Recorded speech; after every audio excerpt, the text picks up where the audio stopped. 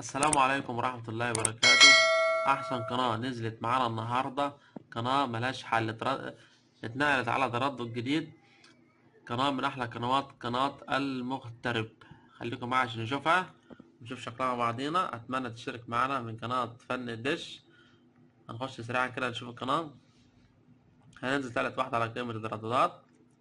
هنا قائمة الترددات زي ما انتم شايفين، وبعد كده بنحفظ الأوكي، وبعد كده بندوس كلمة إضافة على الزرار الأحمر عشان يجيلنا لوحة ونكتب فيها التردد 10816. هنخش على معدل الترميز 27500. هتخليها أفقية وحرف ال H، نخلي تردد أفقية وحرف ال H. تمام زي ما انتم شايفين. تمام كده التردد. هندوس حفظ، نحفظ أوكي الريموت.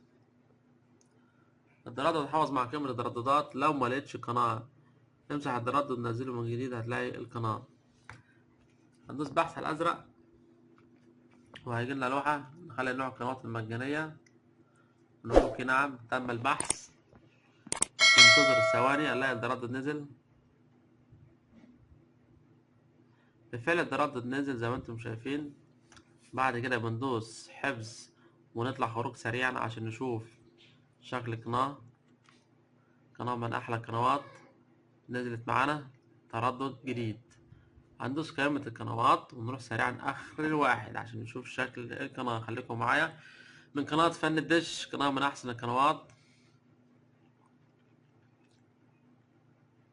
هنروح سريعا آخر واحد. هنا رقم واحد بننزل تحت آخر القنوات زي ما انتم شايفين. نهاية دي آخر القنوات.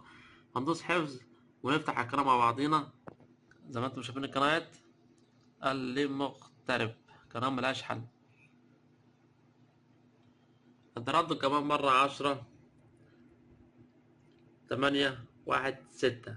معدل ترميز 27500. في النهاية اشترك وفعل الجرس عشان يوصل لك كل جديد من قناة فن الدش. شرفتوني والسلام عليكم ورحمة الله وبركاته.